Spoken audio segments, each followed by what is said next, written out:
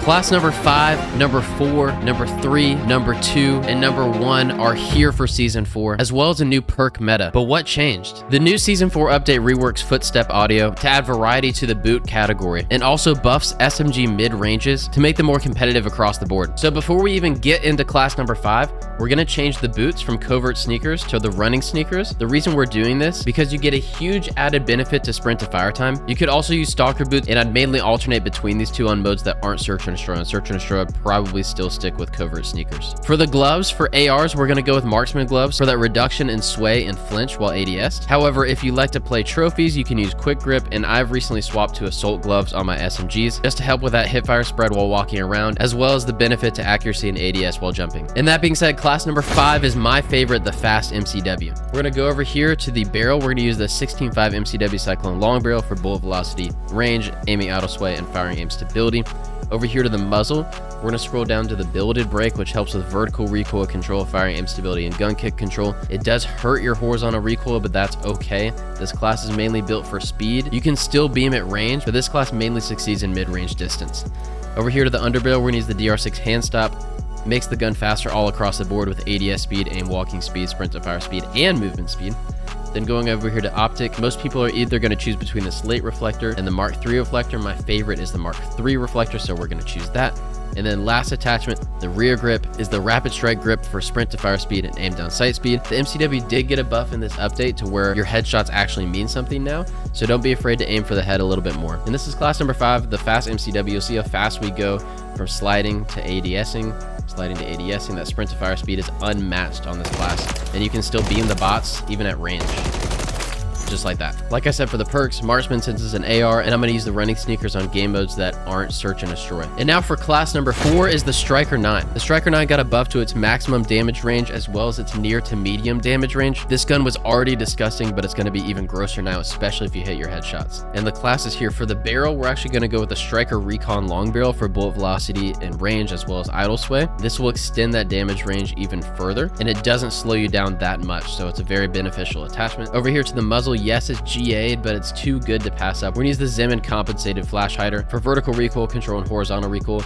If you really wanted to follow the GAs and use the Striker 9, you could use the L4R flash hider, but for now, this muzzle is too good to not use. Going over here to the underbarrel, we're gonna use the FTAC MSP hand stop. This makes the aim walking speed super fast, so if you just hold your irons and walk around, you will not lose a single gunfight. I definitely recommend using that one. Over here for the rear grip, we're gonna use the Seiken ZX grip for firing aim stability, gun kick control, and recoil control. So go ahead and throw that on there, and then the very last attachment over here is the stock. What we're going to use is the FSS priority tactical stock for even more help with the recoil control, but it also speeds you up with the movement speed and the sprint speed. And this is the class here, a lot faster than most SMGs that you're used to, and you can still beam across range. You'll see my aim barely even moves, even while shooting at the bot that's further away. I miss a little bit there at the end, but just the fact that oh my god, it still blows my mind how accurate this gun is with how fast it is. And up next is class number 3 is a WSP9. This gun got buffed in the last update for its sprint to fire speed, and it got another substantial buff in this update, this time increasing its maximum damage range by 30% and increasing its near to medium damage range by 26%. If this gun isn't close to meta now, it probably never will be. The only problem is the slow fire rate, but after trying this class, you'll see how absolutely disgusting it is, especially with headshots. So for the WSP9, we're going over here to the barrel. We'll choose the WSP Reckless 90 long barrel to further push out that bullet velocity and range.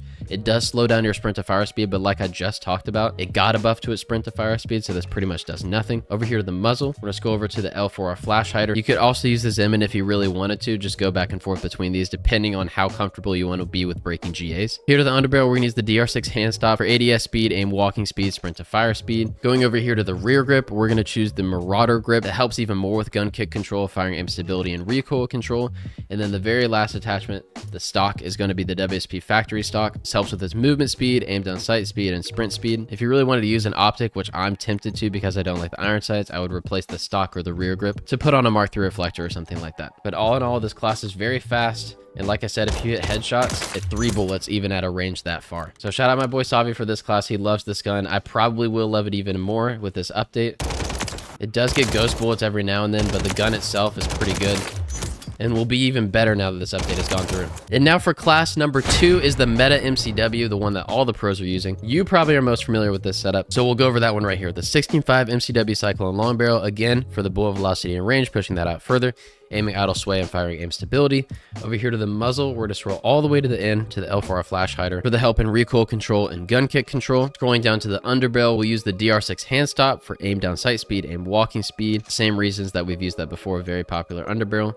Over here to the rear grip, we'll use the claw grip for firing aim stability, gun kick control, and recoil control. And then here to the optic, where we'll either choose the slate or the Mark III reflector. This class is a little bit slower, but the reason that it's set up this way is that it's way more accurate, and the flash hider does not hurt the bullet velocity and range quite like the builded break does. So like I said, it's slower, especially when it comes to ADS speed, but the gun literally does not move.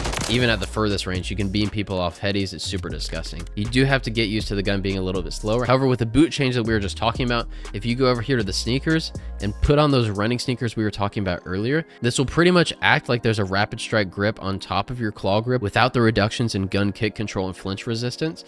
So on anything that isn't search and destroy, I would highly recommend using the running sneakers and marksman gloves combo with this. If you really feel like it's slow enough, you could change to the commando gloves to help that sprint to fire even more. And that is the Meta MCW. And class number 1 is the Meta Rival 9. Surprisingly, the Rival 9 even got a buff in today's update, where it increases its maximum damage range by 13%, as well as its close and medium damage range by 6%. This gun was already meta, now it's going to be even more meta. The attachments go as follows. The Rival C clear shot grip for increasing the bullet velocity, damage range, and aiming idle sway. Over here to the muzzle, we're going to use the Purifier brake. This does slow down the bullet velocity and range, but what it does to the recoil is absolutely unmatched. This gun does not move. Here to the underbarrel, the DR6 hand stop for aim down sight speed and walking speed. The same reasons that we've used that underbarrel before. The rear grip, the Rival Viso Assault grip to help even more with the gun kick control. And then the very last attachment, like I said, y'all familiar with this one. The stock is going to be the MTZ Marauder stock for gun kick control, aiming idle sway, and firing aim stability. And this is the Meta Rival 9, the best gun in the game, especially after they've buffed the damage ranges. This gun is absolutely insane, and if you aren't using it, you're insane. Like I said earlier, for the SMG, covert sneakers for S&D, and then I would still use the running sneakers or the stalker boots if we're talking hardpoint or control. And I've been rocking the assault gloves just so that I can jump a little bit more comfortably while I'm using this SMG. I should add the Renetti to this at the end. There's only 2 attachments that you can use if you're following GAs. That's going to be the short competition barrel that increases the movement speed, hip fire spread, sprint to fire speed, so on and so forth.